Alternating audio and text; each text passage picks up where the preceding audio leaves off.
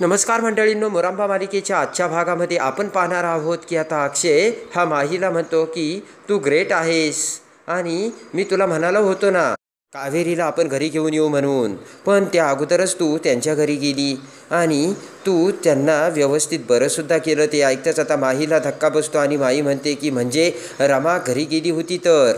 आणि त्यानंतर आता अक्षय म्हणतो की मी माझे कपडे बदलून येतो आणि अक्षय आता आतमध्ये निघून जातो. इकडे आता सीमा दरवाजातून अक्षयचे ते सगळे बोलणे ऐकते आणि सीमा विचार करते की ही तर दिवसभर घरीच होती, मग ही कधी गेली कावेरीच्या घरी.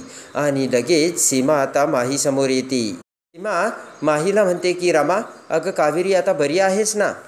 त्यानंतर आता सीमा म्हणते की ते तर चांगलंच आहे, पण अक्षय म्हणाला की तू त्यांच्या घरी गेली होती आणि त्यांची सेवा केली म्हणून, म्हणजे तू त्यांच्या घरी गेली होतीस का, असा प्रश्न आता सीमाने माहीला विचारलेला असतो.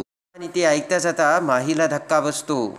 आणि त्यानंतर आता माही उठून उभा राहत म्हणते की असं काय करता आई, आपण दुपारी बोललो होतो ना आणि मी गेले होते आईकडे, तुम्ही विसरताय का, म्हणजे तुम्हाला आठवत नाही का, तुम्ही ना आता काही काही गोष्टी विसरायला लागल्या, असे आता माही सीमाला बोलते. माही म्हणते की तुम्ही नाही का मला म्हणाला होतात की, माही म्हणते तुम्ही मला विचारलं ना तुला माफ केलं की नाही म्हणून. सीमा म्हणते हो ते मी बोलले होते. आणि माही म्हणते की त्याच्यानंतर मग मी घरी गेले होते. डोक्याला हात लावत आता सीमा म्हणते की त्यानंतर तर तू कुठे बाहेर गेलीच नाही, तू घरातच होती रमा. तेव्हा आता माही म्हणते नाही मी जाऊन आली. आणि माही म्हणते की तुम्ही पण ना. आणि लगेच आता माही आतमध्ये निघून जाते. इकडे आता सीमाचा मोठा गोंधळ उडालेला असतो. सीमा म्हणते की 1 मिनटं, ही ज्यावेळेस मी हिला माफी मागायला गेले त्यानंतर ही दिवसभर तर घरातच होती, मग ही कधी गेली कावेरीच्या घरी, असा आता सीमाच्या डोक्यात विचार येऊ लागतो. आणि खरंच ही गेली असेल का कावेरीच्या घरी, ही तर असं म्हणते, म्हणजे खरंच माझ्या लक्षात राहत नाही काही काही गोष्टी, असे सीमा बोलते. सीमा म्हणते की अरे बापरे, म्हणजे मी परत घोळ घालायला लागलेत वाटतं. आणि तेवढ्यात आता सीमाच्या डोळ्यासमोर अक्षयची तिथे ठेवलेली बॅग येते. आणि सीमा विचार करते की अक्षयची बॅग इथे, पण रमा तर असं कधीच करत नाही, कारण अक्षय आला की रमा लगेच अक्षयची बॅग बेडरूममध्ये घेऊन जाते. आणि नक्कीच काहीतरी गडबड असल्याची सीमाच्या आता लक्षात आलेलं असतं. इकडे आता बेडरूममध्ये माही ही अक्षयचं डोकं आपल्या मांडीवरती ठेवून आता अक्षयकडे एकटक नजरेने बघत असते. आणि अक्षय आता माहीला म्हणतो की आपल्याला आयुष्यात असा आनंद सदैव ओसंडून व्हायला हवा. तेव्हा आता माही होकार देते. अक्षय खुश झालेला असतो. अक्षय आता विचार करत माहीला म्हणतो की हे बघ, असा मोठा वृक्ष आहे, त्याच्या फांद्या अशा पसरलेल्या आहेत आणि त्या वृक्षावरती असे पक्षी बसलेले आहेत, त्या वृक्षाला फळं लागलेली आहेत आणि ते आता आठवूनच किती सुंदर वाटतंय. तेव्हा रमाना आपण एक मोठा वृक्ष होऊ, असे अक्षय आता माहीला बोलतो. माहीला आता अक्षयच्या त्या बोलण्याचा कंटाळा येऊ लागतो. अक्षय म्हणतो की जर असं झालं तर मग आपल्या फांद्यांवरती आपली पिल्लं खेळतील आणि त्यांना आपण सावली देऊ, आधार देऊ, असे म्हणत अक्षय आता माहीकडे बघतो. आणि अक्षय म्हणतो की होईल ना गं रमा आपले स्वप्न पूर्ण.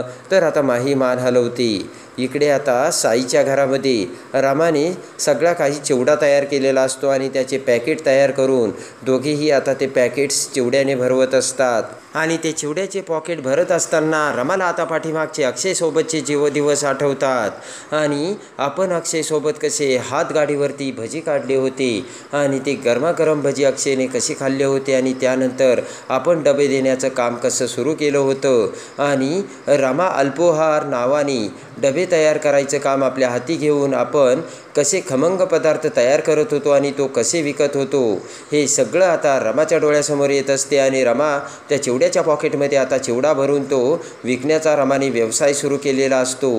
आणि 10 दिवसानंतर इकडे रमाने त्याचं अल्पोहारसुद्धा आता एका खोलीमध्ये आता तयार केलेलं असतं. साईची आई आणि रमा तिघेही आता चिवडा तयार करण्याचे काम करू लागतात. आणि सायकलवरून आपण प्रत्येकाच्या घरी कसे डबे पोचवण्याचं काम करत होतो हे देखील आता रमाला आठवते. आणि ते सगळं आठवून आता रमा चिवडा भरवत असते आणि त्या चिवड्याचे पॉकेट्स आता पिशवीमध्ये साई ठेवत असतो.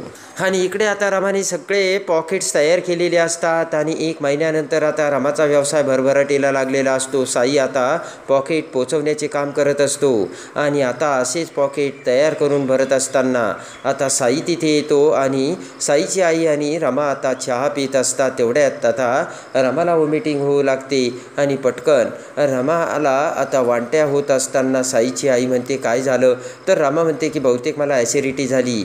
पुन्हा रमाला कोरडी वांटी होते. तर आता साईची आई म्हणते की अरे बाप्पा काय झालं, तर साईलासुद्धा आता कळायला तयार नसतं. आणि साईची आई आता साईला म्हणते की हिला डॉक्टरांकडे घेऊन जा. तेव्हा आता रमा म्हणते की नाही नाही मला पित्त झालं हो, ॲसिडिटी झाली ना, सगळं काही ठीक होईल, तुम्ही नका काळजी करू आणि डॉक्टरकडे जायची आता काहीच गरज नाही. आणि त्यानंतर आता रमा म्हणते मी ठीक आहे आणि जाते मी चिवडा विकायला. साईची आई म्हणते की असं जाणार आहेस का, तुझी तब्येत बघितली का. रमा म्हणते की काय आहे ना, महिना झाला आहे आता चांगला जम बसला आहे आणि एक दिवस नाही गेले तर सगळं काही विस्कटायला नको, म्हणून मी जाते चिवडा विकायला आणि 15 दिवसानंतर अजून चांगले पैसे येतील, मग त्याचा आपण एक गाळा विकत घेऊ. असे म्हणत आता रमा ती चिवड्याची पिशवी घेऊन विकायला जाण्याची तिने तयारी दाखवलेली असते. आणि त्यानंतर आता रमा एका ठिकाणी ती सगळे चिवड्याचे पॉकेट घेऊन येते आणि त्या टेबलवर चिवड्याचे पॉकेट ठेवलेले असतात. बायका आता येऊन रमाच्या हातचा चिवडा घेऊन जात असतात. आणि एवढ्यात आता रमाकडे एक बाई येते आणि ती म्हणते कसा आहे.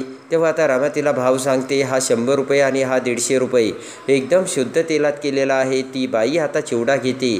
तेवढ्यात रमाला पुन्हा वॉमिटिंग होऊ लागते. तर ती बाई आता रमाला धरते आणि म्हणते की तब्येत बरी नाही आहे का. रमा म्हणते नाही नाही ठीक आहे आणि थँक्यू असे आता रमा त्या बाईला बोलते. ती बाई म्हणते काळजी घ्या आणि ती बाई आता निघून जाते. आणि त्यानंतर आता रमा विचार करते की मला काय होतं आहे, माझी तब्येत बरोबर नाही वाटतं आणि आता मला डॉक्टरांकडे जायलाच हवं. असे म्हणत पटकन आता रमा हॉस्पिटलमध्ये आलेली असते आणि आता डॉक्टर हे रमाला चेक करतात. आणि तेवढ्यात आता सिस्टर ही रमाचे रिपोर्ट घेऊन येते. डॉक्टर आता रमाचे रिपोर्ट बघतात आणि मोठ्या आनंदाने डॉक्टर रमाला म्हणतात की गुड न्यूज, तुम्ही आई होणार आहात आणि कॉंग्रॅच्युलेशन. डॉक्टरचे ते बोलणे ऐकून आता रमाला खूप आनंद झालेला असतो आणि रमाच्या चेहऱ्यावरती लगेच हसू आलेलं असतं. आणि लगेच आता रमा म्हणते की मी आई होणार आहे, रमा अक्षय. आणि लगेच आता रमाच्या डोळ्यासमोर आता अक्षय येताच आता रमा विचार करते की हे तर माझ्यासोबत नाही आहे आणि मी तर एकटीच आहे. आणि त्यानंतर आता रमा म्हणते की आता तुम्हाला मान्य करावाच लागेल की मीच रमा आहे म्हणून, आणि मी आपल्या बाळाची आई होणार आहे आणि आता मला तुमची गरज लागणार आहे, तुम्ही मला आता लागणार आहात.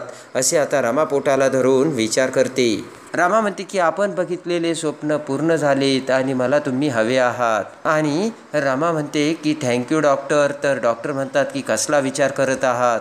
आणि त्यानंतर आता रमा म्हणते डॉक्टर मला तुम्ही खूप आनंदाची गुड न्यूज दिली.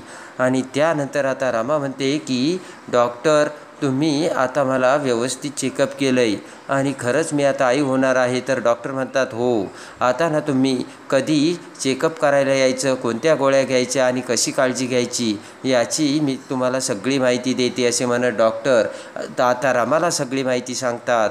डॉक्टर म्हणतात की आता जास्त दगदग करायची नाही आणि योग्य पथ्य पाळायचं. मी तुम्हाला काही गोळ्या लिहून द्यायचे, त्या नियमितपणे घ्यायच्या आणि काही टेस्ट करून झाल्या की त्याचे रिपोर्ट्स लगेच मी तुम्हाला देईल, असे आता डॉक्टरांनी रमाला सांगितलेलं असतं. आणि रमा आता ते रिपोर्ट्स घेऊन रस्त्याने जाऊ लागते आणि मार्केटमध्ये येताच आता रमाला खेळणीचे दुकान दिसते.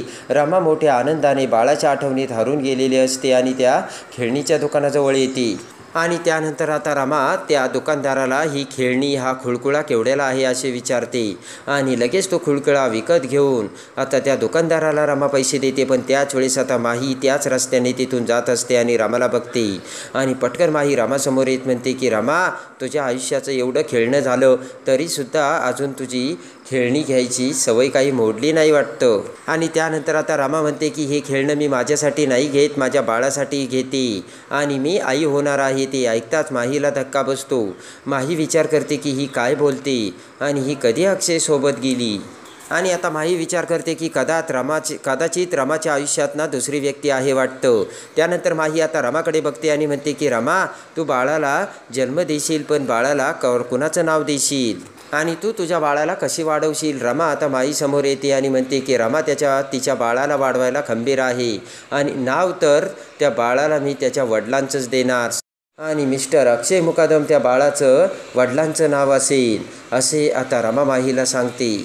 त्यानंतर आता माहीला आठवतं की साईने त्या दिवशी आपल्याला कसं अक्षय फिरायला घेऊन जाणार होता आणि साईने आपल्याला कसे चुकून दुसऱ्या ठिकाणी नेले आणि त्यानंतर त्या हॉटेलमध्ये रमा कशी गेली ते सगळं आता माहीला आठवते. आणि माही म्हणते की अच्छा म्हणजे तुम्ही त्या दिवशी दोघीही एकमेकांसोबत होता तर रमा म्हणते हो. आणि त्याच दिवशी सगळं झालं तर आता माहीला धक्का बसतो आणि त्यानंतर आता रमा म्हणते की आता तू ठरव तुला काय करायचं ते. आणि खुळकुळा वाजवत आता रमा माही समोरून निघून जाते. आणि आता रस्त्याने जात असताना रमा एका झाडाच्या ओट्यावरती बसते. आणि त्यानंतर आता रमाला सगळे बोलणे डॉक्टरांचे आठवते. डॉक्टरांनी म्हटलेलं असतं की तुमचे रिपोर्ट्स पॉझिटिव्ह आलेत आणि आता तुम्ही आई होणार आहात.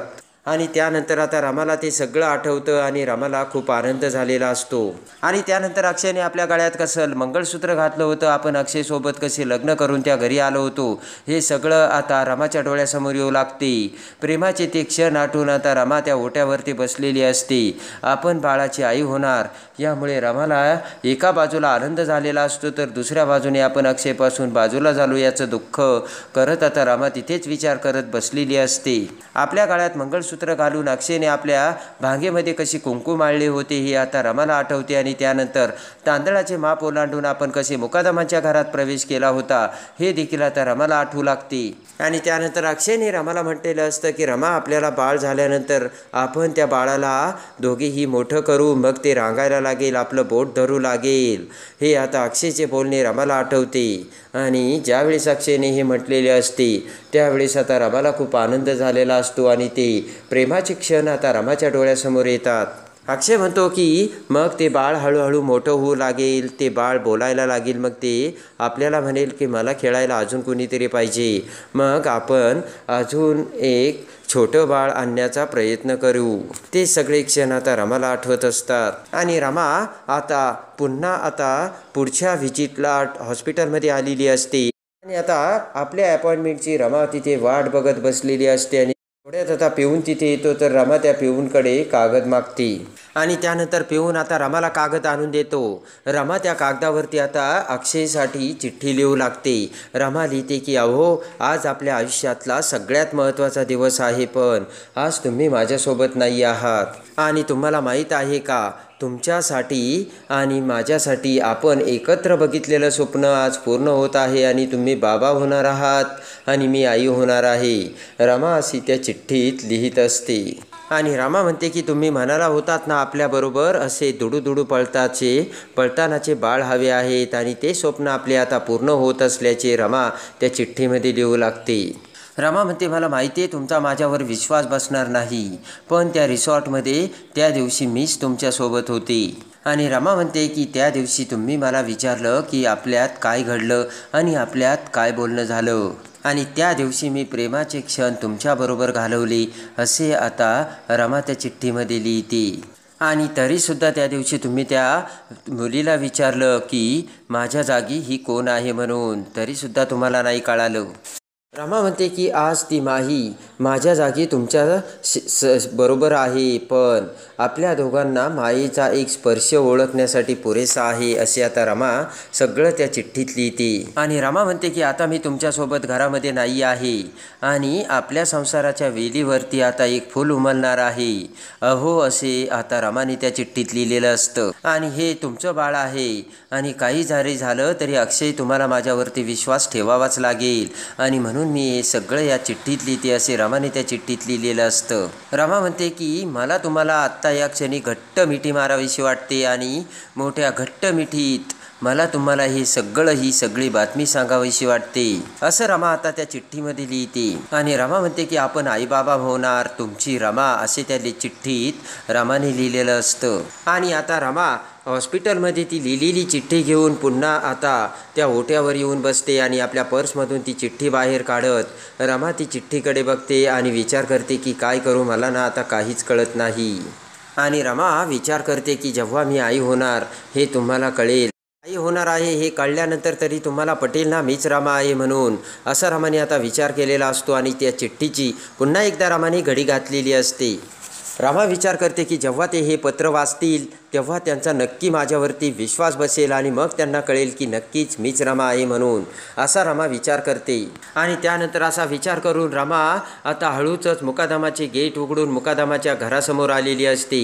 आणि मुकादमाच्या घरासमोर आता कोणीही नसताना रमा आता चिठ्ठी अक्षय येण्याच्या वेळेस त्या पायरीवर ठेवते आणि बाजूला लपून उभा राहते. त्याच वेळेस अक्षय त्याच्या गाडीमधून तिथे येतो आणि अक्षय आता पायरीजवळ येताच आता अक्षय ती चिठ्ठी बघतो आणि ती चिठ्ठी उघडून अक्षय ती चिठ्ठी वाचतो. आणि त्यानंतर अक्षय जोराने आता माहीला हाक मारतो आणि आता माही ही बाहेर येते. रमा आता आड बाजूला लपून ते सगळं बघत असते आणि अक्षयचे बोलणे ऐकत असते.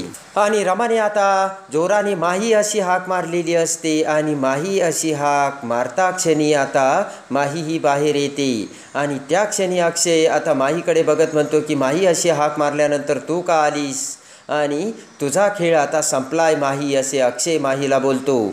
आणि त्या क्षणी अक्षयला आता त्या चिठ्ठीमुळे माझी रमा ही नाही तर माझी रमा तिकडे असल्याचे आता सत्य समोर आलेलं असतं. आणि एका क्षणात अक्षयने माही आणि रमाचा निवाडा केलेला असतो.